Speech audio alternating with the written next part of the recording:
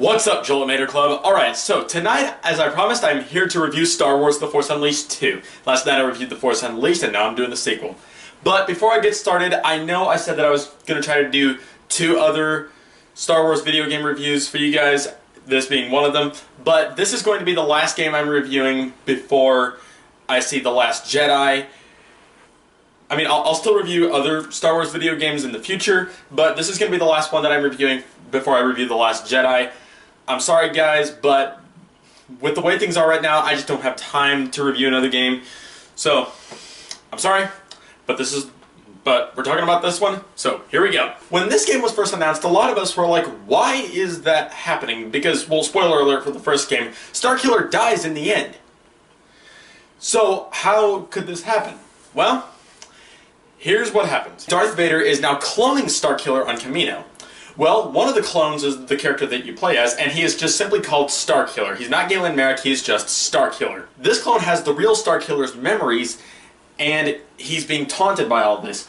Sure enough, he breaks out of Kamino and starts running away from Darth Vader to find Ram Koda. He goes to Cato Nemoidia to find him, and then soon after that, he has to go and find Juno, and this is where it gets kind of disappointing with her character. This game is a very mixed bag as far as what I know the reactions of this game to be. Some people don't like this game. Some people just flat out hate it.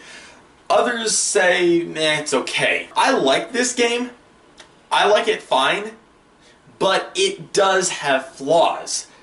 Now, there are some things that I think it does actually maybe even better than the first game, but understand guys, this is just my opinion, no one else's. The idea that Starkiller is being cloned, I think it's a clever way to bring him back in a sequel to this game, but another thing that I find really weird is the fact that Juno in this game basically goes from this smart pilot that she was in the first game to basically just a damsel in distress. Darth Vader essentially hires Boba Fett to kidnap her, and all that kind of stuff happens. Starkiller is just trying to find Juno, and he's essentially pretending to be someone that he's not.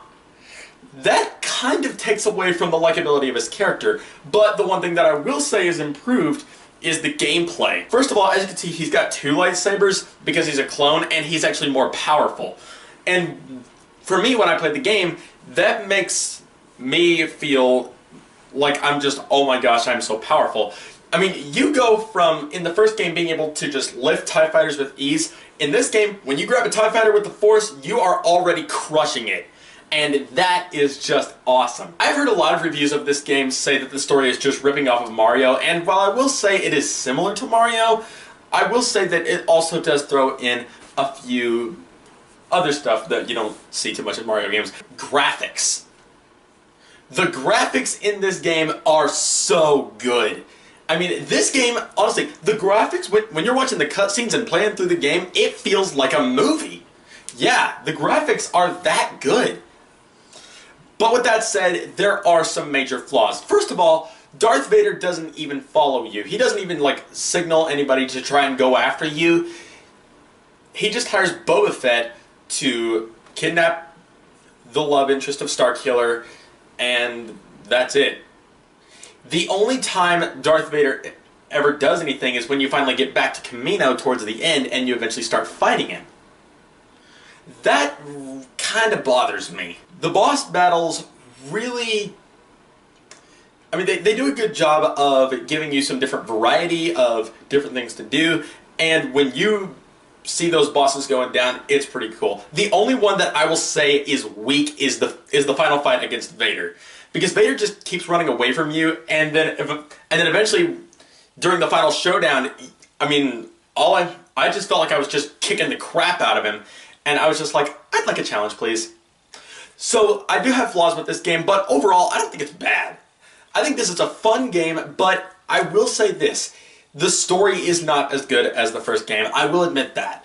So, if you're looking for good story and good gameplay, I would suggest the first game, but if you're looking for a fun Star Wars game, I'd say this one's a pretty good one to check out. And I'm going to say Star Wars The Force Unleashed 2 is a game that would be kind of nice on sale price. Okay guys, so post your comments below. I want to know, have you played Star Wars The Force Unleashed 2?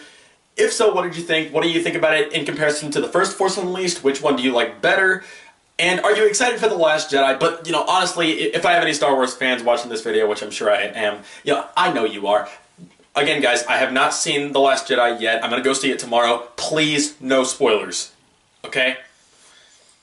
Anyways, post your comments below about what you thought of The Force Unleashed 2. You guys are the best. Thank you all so much, as always, for watching. And if you like this, like, comment, favorite, hit that subscribe button, and join the Jolinator Club. Chest bump.